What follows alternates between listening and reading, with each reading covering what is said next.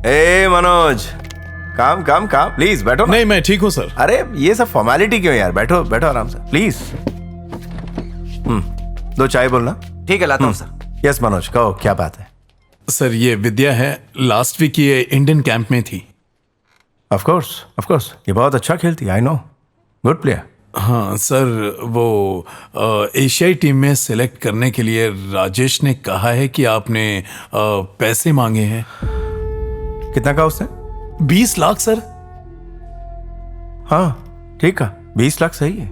Sir ये गरीब परिवार से है, इतनी बड़ी रकम ये नहीं दे पाएगी। देखो मनोज, ऐसा है, हमारी टीम पिछले 6 साल से लगातार जीतती आ रही है, एक भी मैच नहीं हारी, और इस बार भी मुझे पूरा कॉन्फिडेंस है हम ही जीतेंगे। जीतने वाले हर प्लेयर को सेंट्रल गवर्नमेंट 50 लाख रुपए देती है, स्टेट गवर्नमेंट में जॉब और न जाने और कितने सारे फायदे। यार सिर्फ 20 लाख ही तो मांग रहा हूं, क्या प्रॉब्लम है? देखो मनोज, क्योंकि तुम यहां तक आए हो तो इससे कहो सिर्फ 10 लाख और दे दे, एक्स्ट्रा 10 लाख रुपए, कुल मिला के सिर्फ 30 लाख। बस अरे नीचे उतारो, नीचे। गुड, बहुत अच्छा खेले मनोज। Thank you sir. क्या बात, thank you very much. Good, अच्छा है। ऐसा है मनोज जी, कोच बनने का फैसला कर लिया आपने? मैंने क्या कहा था और तुमने क्या कर दिया? सर हम जीत गए सर। प्लेयर के तौर पे तुम जीते, कोच की हैसियत से मैं हारा। एक बात याद रखना, आज के बाद मेरी टीम में तुम्हारे लिए कोई जगह नहीं है, ये तुम्हारे साथ मेरा आखिरी गेम। इतने गंभीर क्यों हो गए यार? ऐसे मत देखो जैसे मैं बदला ले रहा हूं। डाउट नहीं रखना, बदला ही ले रहा हूं। सर आप ये हमारे साथ तेरे से जो बन पड़ता है वो कर ले, चल निकाल। अब आप देखिए इसका सिलेक्शन मैं इंडियन टीम में कैसे करवाता हूं। ओह वाह, जा करा ले। वक्त ही बताएगा। चलो विद्या।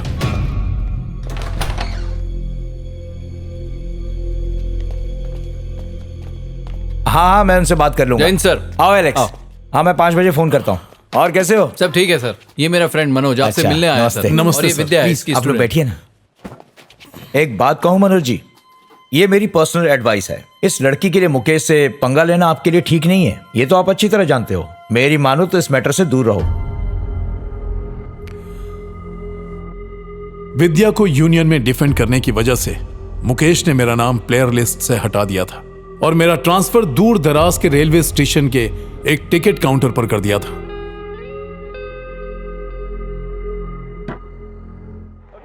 दो महीने के बाद एशियाई खेल शुरू हुए। फाइनल मैच में इंडिया का मुकाबला ईरान से हुआ।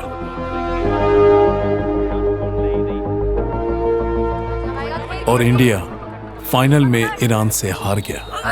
यार लकी है। अगर 2 पॉइंट और मिल गया तो लोग जीत सकते हैं। भारत के लाखों लोग जो कबड्डी को दिलो जान से चाहते थे, उनके लिए ये एक मनहूस दिन था। काबिल होने के बावजूद टीम में सिलेक्ट ना होने की वजह से विद्या ने एक बहुत बड़ा कदम उठाया।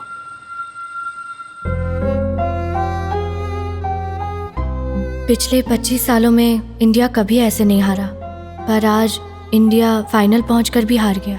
2 महीने पहले मैं इंडियन टीम में सिलेक्ट हुई थी, अच्छा खेली भी, पर फाइनल टीम में सिलेक्ट करने के लिए सिलेक्शन कमेटी ने मुझसे 30 लाख रुपए मांगे, जो मेरे पास नहीं थे। टैलेंट होने के बावजूद मुझे पैसों की कमी के चलते टीम से निकाल दिया गया। मेरा ये कदम हर उस खिलाड़ी के लिए है जो टैलेंटेड है और मेहनती है। कुछ लोगों को लगेगा कि मैं कायर हूँ, लेकिन सपनों के टूट जाने के बाद मेरा इस तरह जिंदा लाश बनकर रहने का कोई मतलब नहीं। मैं इस वीडियो के जरिए अपने साथ हुए इस अन्याय को देश की जनता और मीडिया तक पहुंचाना चाहती हूं, ताकि उस रिश्वतखोर सिलेक्शन कमेटी के चीफ मुकेश को सजा मिले।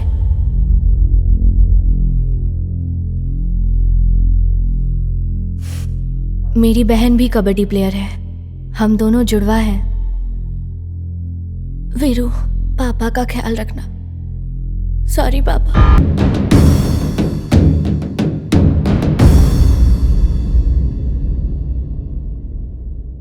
हे भगवान।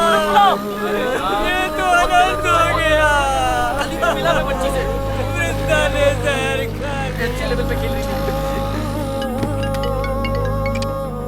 हाँ कैलाश जी, मनोज, इंडियन टीम में सिलेक्ट ना होने की वजह से विद्या ने आज सुबह जहर खा ये लिया। क्या कह रहे हो? यकीन नहीं हो रहा। ये क्या हो गया? घबराओ मत।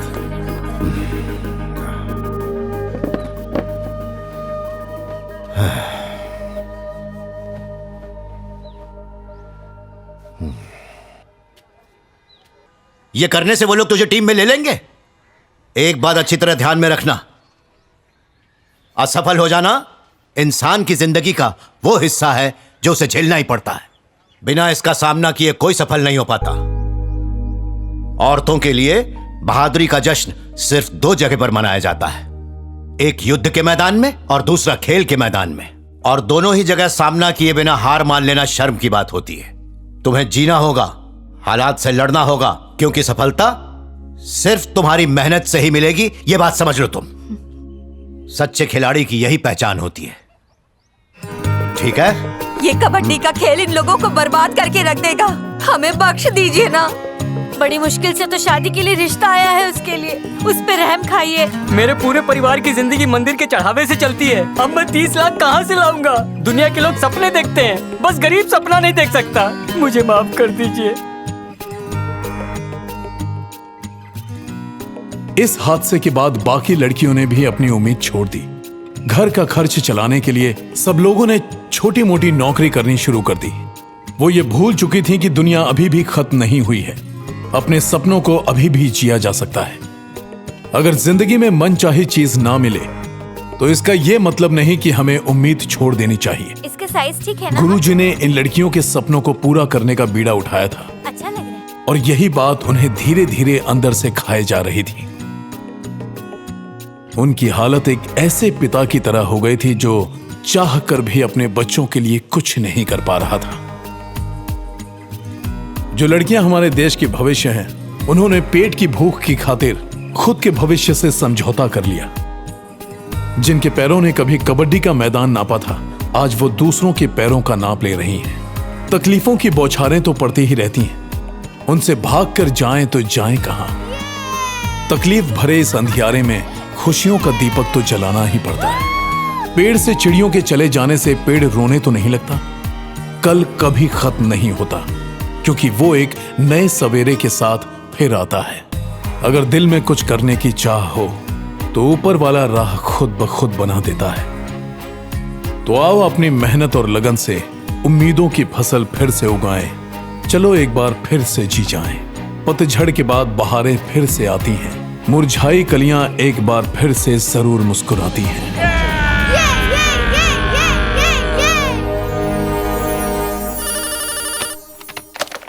हेलो सर, मैं विश्वनाथ बात कर रहा हूँ।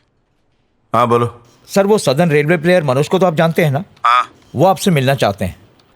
क्यों? वो टीम में वापस आना चाहते हैं। मनोज, बुरा लग रहा है कि तुम्हारे हाथ इस तरह बंधे हैं।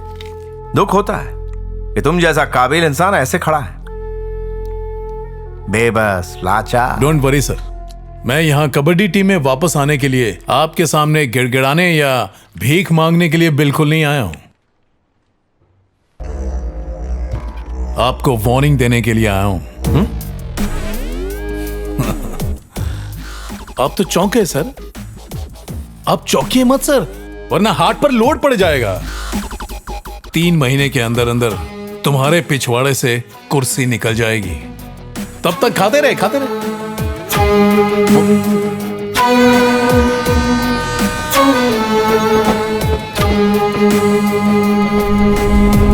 इस मैच में इंडिया के स्पोर्ट्स मिनिस्टर भी आने वाले हैं। ये मैच अगले शुक्रवार को होगा। उस दिन सारा मीडिया आने वाला है, और वो कमीना मुकेश राठौर भी। हमें उससे बदला लेने का इससे अच्छा मौका नहीं मिलने वाला है। करने का तो कुछ भी कर सकते हैं, पर उसके लिए हमारे पास टीम कहां है? कहना क्या चाहते हैं? हमें बख्श दीजिए ना। हमें माफ कर दीजिए। मुझे माफ कर दीजिए। अगर वो इतने पैसे मांगेंगे तो हम कहां से लाएंगे? आप फिक्र मत कीजिए, मैं उनके घर वालों से बात करूंगा। तुम्हें कोशिश करके देखना चाहिए।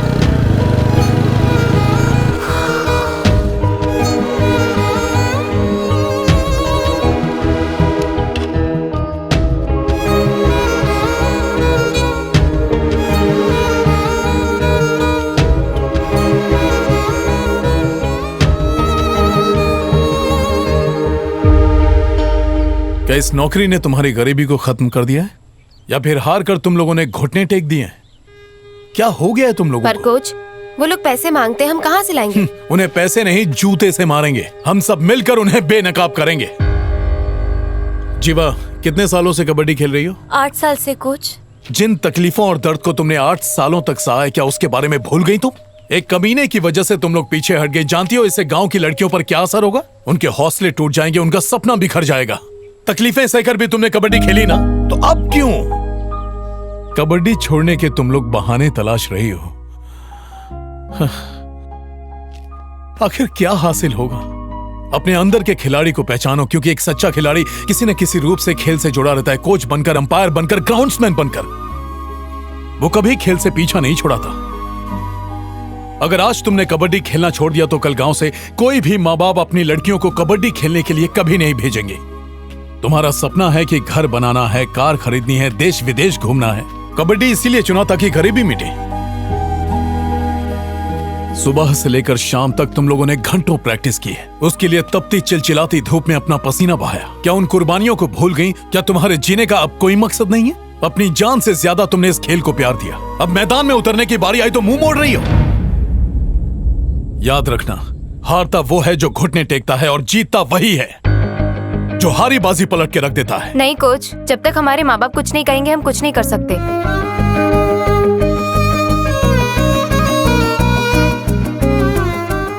आप यही चाहते थे ना कि आपकी बेटी हमेशा खुश रहे, तो अब उसका गला क्यों घोटना चाहते हैं? उसे अपनी जिंदगी जीने दीजिए, उसे पैरों पर खड़ा होने दीजिए, लड़ने दीजिए। फिर देखिए आपकी बेटी क्या कमाल करती है। क्या आप चाहती हैं कि आप जो करती हैं सारी जिंदगी आपकी बेटी भी वही करती रहे? जब आपकी बेटी कबड्डी खेलेगी तो सिर्फ अपने लिए नहीं खेलेगी, हर उस गरीब लड़की के लिए खेलेगी जिनका सपना कबड्डी है। पर बेटा विद्या के साथ क्या हुआ जानते हो ना? वो सबके साथ नहीं होता। विद्या ने आत्महत्या की कोशिश की, मैं इनकार नहीं करता, पर उसने ऐसा क्यों किया जानते हैं आप? इसलिए नहीं कि उसे सिलेक्ट करने के बाद टीम से निकाल दिया गया था, बल्कि इसलिए कि तुम्हारी बेटी जैसी और लड़कियों के साथ पैसों के लिए अन्याय ना हो। आप लोग क्यों नहीं समझते हैं? मेरी बात सुनिए, इस बार हमें दिल्ली का मैच किसी भी तरह जीतना है, तभी हम सिलेक्शन कमेटी के उस कमीने को हटा पाएंगे। आपकी बेटी जीतने के लिए बनी है और वो जरूर जीतेगी। मेरा विश्वास कीजिए। मैं उम्मीद करता हूँ कि कल प्लेग्राउंड में आपकी बेटी जरूर आएगी। आपकी बेटी का भविष्य अब आप पर है। प्रणाम, चलता हूँ।